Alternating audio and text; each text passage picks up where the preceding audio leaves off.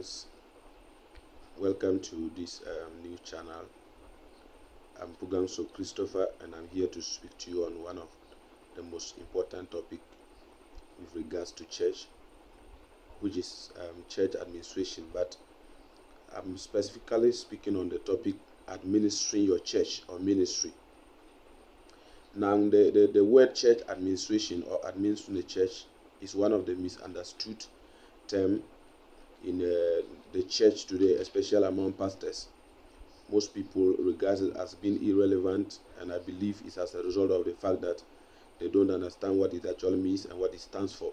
Like people always say, when the use of a thing is not known, abuse is inevitable. Church administration have always been referred to with so many other terms like church government, church leadership, or church management, but church administration is closely linked to church management, and these two words can be used interchangeably. So somebody can say church management, another person can say church administration, and then both of them will be right. So now let's look at when we say church administration, what does it mean? Now, in one hand, church administration can mean getting things done through others, but the most important definition of church administration when it comes to biblical terms, we say that church administration is a science, it's an art, and it's a gift. Now, as a science, it's in the church administration involves procedures that can be learned by study and practice. Now, when we say church administration is an art, simply means that it involves relational sensitivity, intuition, and timing. Now, church administration as a gift, we're also talking about the fact that in the Bible, 1 Corinthians chapter 12, verse 28, Paul the Apostle made mention that church administration or administration is one of the gifts. Now, in that particular text, there are so many words used in the different verses to refer to the word. Others use organization, others use management, and then others use government, and others also use administration, which I'm using from the NIV text. Now, what does church administration entails, or what does church administration involve? And that's the most important thing I want to talk about in this video. Now, first of all, church administration involves managing yourself. That is number one. It involves managing your time. Number three, it involves managing other people. Number four, it involves managing the resource of the church. And then fifth, it involves managing the pastor. Now, let me take them one after the other. Now, with regards to managing yourself, how do you manage yourself, or what do you manage? Now, managing yourself in church administration involves 6 things. Number one, we talk about the social, economic, political. Then we talk about the spiritual, your physical life. Now, when we say physical, as a church administrator, you must know how to handle yourself with regards to the way you carry yourself so that your body will be in good health. Because sometimes people think that the body is not important, but the truth is that the spirit cannot live without the body. So as a church administrator, you ought to manage your physical body to make sure you're always fit, you are up and doing, so that you can handle the affairs of the church. Because if you are sick and then you get broke down, some things will not be able to go well, and the church may end up going through certain challenges as a result of that. So managing the physical body is very, very important in terms of where you lay it, how you handle it, the type of food you eat as a church administrator is very important. Then number two, we talk about the economic aspect of managing yourself. Now, that has to do with how you use your resources as a church administrator, because if you are not able to manage or handle your own resources very well, it means that you translate that attitude into the church level when you are giving resources to manage at the church level. So it is very important that as a church administrator, you learn to manage the resources that you have, things that are personal resources. Is very important. Then we talk about your social life.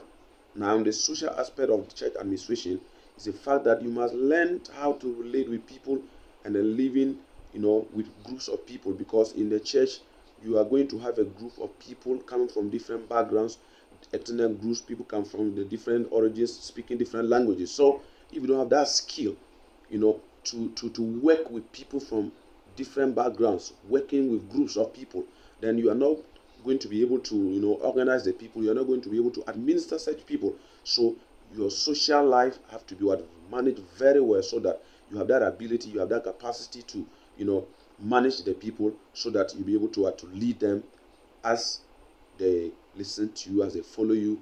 Now, we talk about the political aspect. Now, somebody may ask the question, is there politics in the church? Yes, there is. The world politics as we know it in the world is not the same as we know it in the, when it comes to the church or church administration.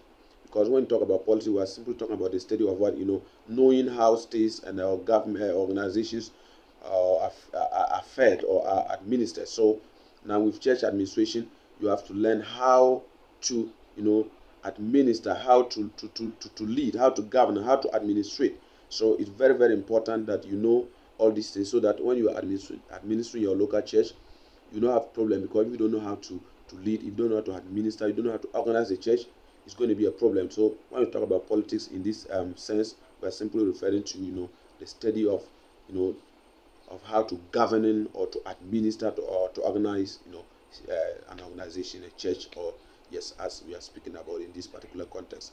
Now we talk about the spiritual, as a church administration in the physical or in the worldly sense, involve principles that you have to follow, things that you read, you acquire knowledge and learn. Though these things can be applied also in church administration, but in church administration, it is also very important that you don't just administer based on the things you learn in school, but you have to depend on God to lead you in certain stuff. So because of that, your spiritual life has to be strong. You have to be sound spiritually.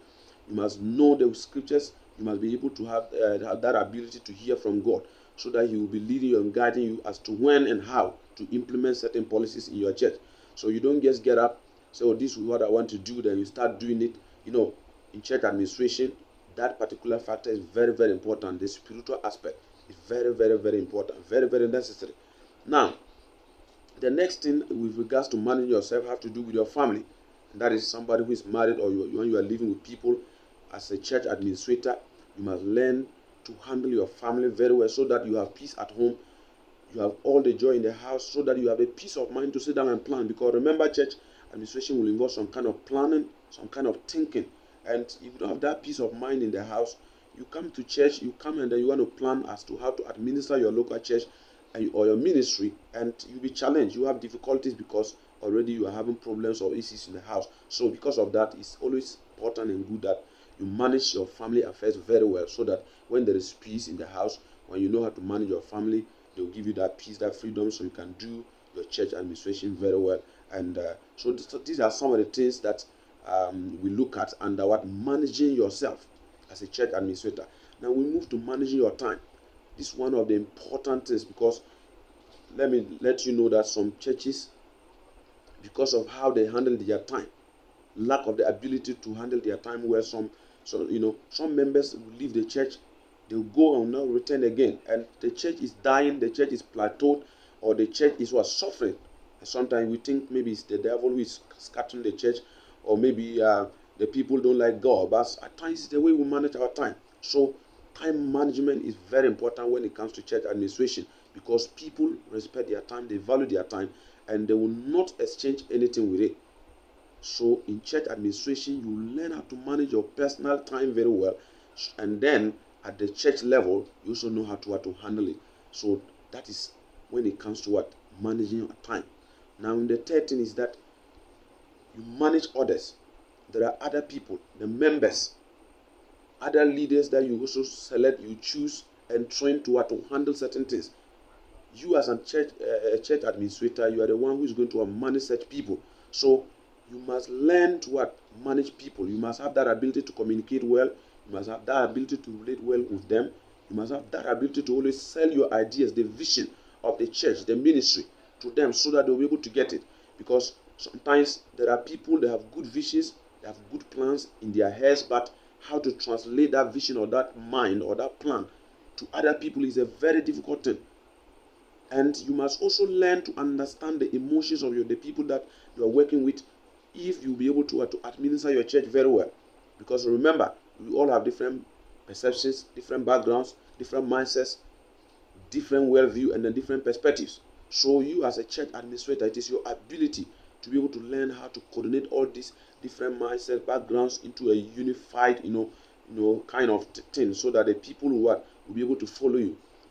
Then we come to managing the resources of the church. This is also very important. Now, before I continue, I would like you to subscribe to this. If you have not yet subscribed, just try your best, subscribe. And if you have any question or any concern, you can go to the comment button, just put it there, and then later we'll just read through and then we'll comment. I also like to say that if you have any challenge with regards to administering your church, you have problem how to organize your church, how to put structures in your church, or you are a student who are doing things that are related to theology or biblical studies, maybe project work or assignment, that you have some difficulties, you need help, you can kindly contact us through the numbers that is in the the video, and you'll be helped, and I think things will be well with you. Now I'm talking about the managing the resources of the church. That have to do with the church building, church properties, and the church have properties like church building, cars, and other properties. Now, these days it's very, very difficult to acquire property for churches. So if you are able to acquire some properties, there is the need for you to manage the property very well. So as a church administrator, you need that skill, that ability. You must possess that capacity to be able to manage the property or the resources. And the resource of the church, you can talk about the finance, the money, which is the most important thing, because these days that is the problem that many churches have. Because of lack of administration, they are not able to handle their financial life well in the church, and it tends to have an adverse effects in most churches, in most ministries, and the ministries are collapsing, ministries are plateauing, ministries are dead and suffering as a result of lack of financial management. And that is because there is no administration at all, because without administration, financial management cannot be possible. So you must ensure that you handle your finances, which is one of the resources. In fact, let me mention that it is one of the precious resources of the church.